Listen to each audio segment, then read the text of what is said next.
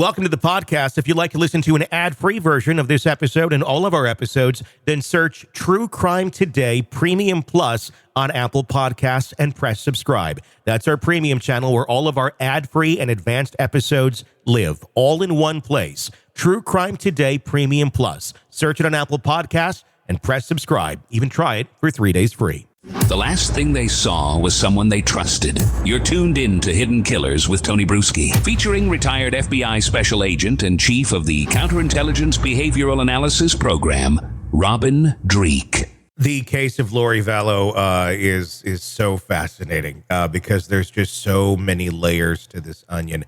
When we're talking about Lori and Chad and this ultimately being a big life insurance scam to collect life insurance on people that die.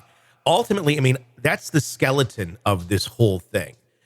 So if that's the skeleton of this, do you think Lori and Chad were ever having conversations on that level of just, this is a life insurance scheme, and here's what we have to do to get that next 300,000 or whatever it is from whoever is going to die? Or were they always having a conversation a bit up here on the fluff where they were talking in terms of God and demons and zombies and everything that they had to do to justify the murders in their mind, but never directly saying we're doing it for the insurance money? You get what I'm saying?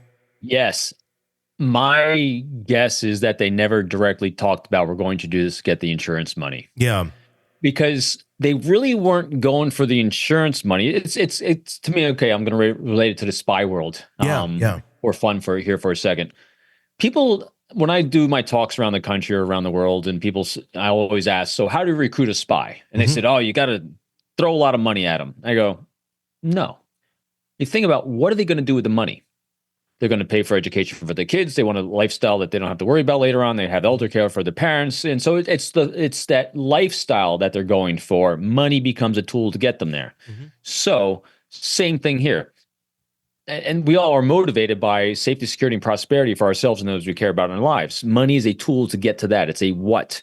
And so in this case, I believe it's the same thing. I don't think Chad and Lori were ever talking about, we need to do these things for this life insurance scheme because we want money. They were thinking about, in my mind, that, hey, we deserve, Chad, you deserve, because you're the Messiah, a place in Hawaii. Well, how can we make that happen?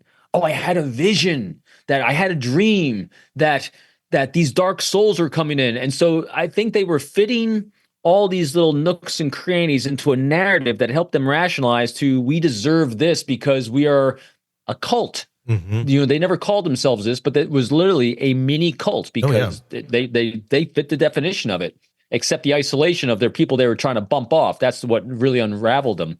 But I think that's what they were doing. They weren't necessarily saying, you know, Chad and Lori sitting around, all right, so today we're going to, who in our lives has life insurance plans? Boom, boom, boom. Okay, we're going to target him for dark first, him for dark second. See what I mean? I don't think it was at that cognitive level because that would negate their own image of themselves and negate their own self-identity. Robert Greene's laws of human nature. Yeah. You know, we do not accept things that invalidate our own self-impression, our own self-image. And so, but doing that, they would actually be legitimizing and call themselves, we are targeting people for murder to make money. They wouldn't do it. And that's the thing, because so many people who do go on life insurance schemes, it's very much just on the, you know, mechanical level of it, of, yes, okay, here's what it is.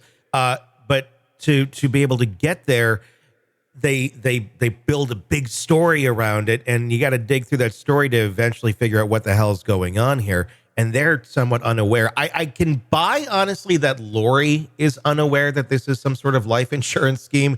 I'm not so sure on Chad, though, honestly. Yeah. And I'm wondering if that can be part of Lori's defense at all, where it's just, you know, she is, I'm not saying she is, but where they can argue that she is a victim.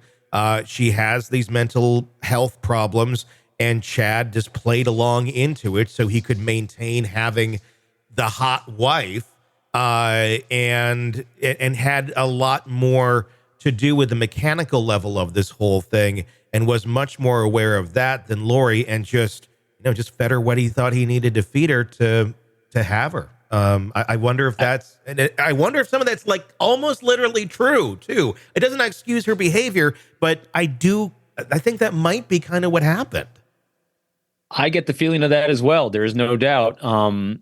If I know I use imagery a lot. If she's got 2 marbles rolling around upstairs, he might have 3. Yeah. The challenge with that is proving it. Yeah.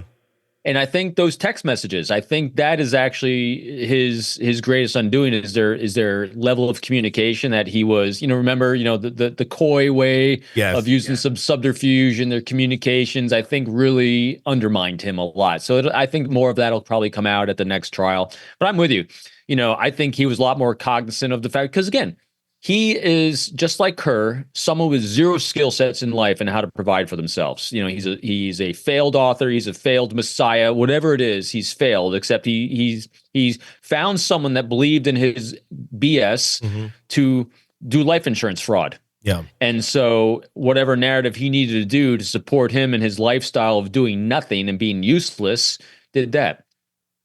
Do you think when Lori gets up there to defend herself, are we going to see a different story play out? Because there has been a diversion to the story already after the fact. She telling her son on the phone that Tylee killed JJ accidentally, and then she killed herself out of regret and remorse. And then Lori walked in on it and freaked out, and then Chad and whoever, Alex, I think, they took care of it, and that was the end of it. She never thought anything further of like, should we call the police? Is there an investigation? What happened here? Funerals, things like that, and justifies it to saying to her son, well, you do know her wishes were to be cremated. It's horrible, but it's so horrible, but it's just so twisted. What are we going to see that version of her up there? Do you think we have any reason not to expect anything different? I think we might see some new storylines. Yeah. She's demonstrated so far. We have a lot of data points in that life arc of an inability to face her true identity and who she is and what she's done. She's going to keep presenting things to rationalize who she is and not confront her identity and her self-worth. And so I don't think we're going to see anything except some more fantastical stories. I mean, that's literally what I think we're going to see. And I think so he'll be we'll put it in an envelope, seal it, and open it up when the trial comes to bear. I think we might see her a couple days in the courtroom, and then the judge is going to just say, no way, we're appointing someone, you have to take someone, because this is just too much of it's just going nowhere. Yeah, so I think that's what's going to happen. I think they're going to run into a roadblock there, and they're going to have to reconvene and figure it out. Whether it's a mistrial or, look, your assistant counsel, because sometimes the assistants that they do, she does have some assistant counsel, but a lot of times they are not even supposed to speak. They're just supposed to kind of be there, guide the plane, unless the judge steps in. I would not be surprised if that happened. But how do you even step in on something?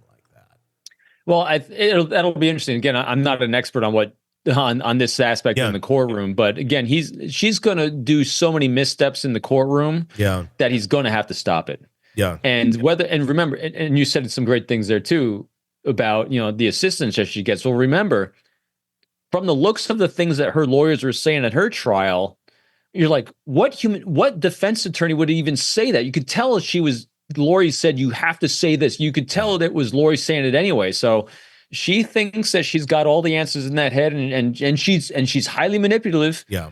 And so she's going to try to manipulate that courtroom. She's going to try to manipulate the jury with all her fantastical, whimsical ideas. It makes me wonder if we got to this point, not because Lori truly wants to represent herself, but because she can't get anyone to represent her. That is of any sort of ilk or of any sort of competence level that's going to not just be doing it strictly for the publicity. I wonder if that's. But who's advising Lori? Is this 100% in Lori's corner? Does Lori have any loving critics? Is there anyone there for Lori? I mean, I don't know that there is. I mean, and if she's the one that's ultimately calling all these shots, who knows what that judgment is? I mean, and that's why she's thinking this. I don't know, because I can't imagine there's a lot of people lining up to represent Lori Vallow Daybell.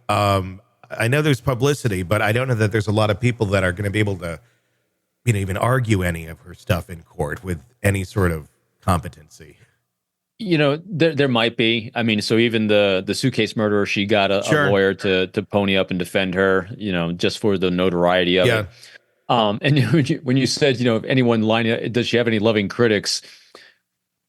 I think she probably does, but they're probably all in prison with her. I think, so because she's so manipulative and because she's so charismatic, she's probably got a cult following inside. Again, pure conjecture, but when you do that deep dive on active empathy and you place yourself in the shoes of those around her, of those who are experiencing her, and you have nothing else to do all day long except listen to that, she's probably got a lot of people feeding her a lot of ideas, and it probably ain't helping whatsoever. No, because I think her loving critics are they're not necessarily critical at that point. If you're a cult member, you're not critical of the leader. So if you're a friend of Lori Vallow Daybell, you are a member of the cult now. So you're just basically a yes man or woman to her.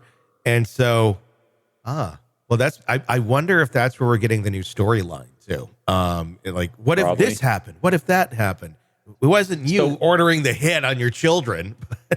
So what we'll probably see is the first day of court, she's going to come in extremely confident with a great plan in place for this psychosis she's living in, because she's pontificated all these rationalizations to her cult inside, who's then echoed it back. So she's living in an echo chamber that she's created. And so she's got a lot of confidence with this. And so she'll be flummoxed by the fact that no one else is buying this crap that she's spewing, because she's surrounded herself by it the entire time. Again, pure projection way out, but living, that's what we do.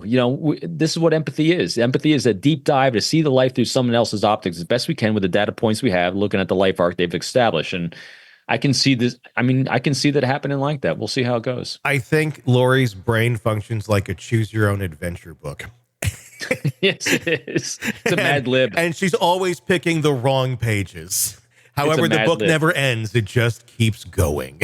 Yeah. All right, we'll wrap that piece there. Welcome to the podcast. If you'd like to listen to an ad-free version of this episode and all of our episodes, then search True Crime Today Premium Plus on Apple Podcasts and press subscribe. That's our premium channel where all of our ad-free and advanced episodes live, all in one place. True Crime Today Premium Plus. Search it on Apple Podcasts and press subscribe. Even try it for 3 days free. Let's be honest. Nothing kills the thrill of a good murder mystery like a commercial for laundry detergent. It's like someone slapping a closed sign on your favorite dive bar. But you're not here for that, are you? You're here for the good stuff. So ditch the ads and upgrade to True Crime Today Premium Plus on Apple Podcasts. With True Crime Today Premium Plus, you get your crime straight. No chaser. Commercial free with extended interviews and early access. It's like getting the bartender's special when the bar's already closed. Search for True Crime Today Premium Plus on Apple Podcasts. Subscribe and drink it all in.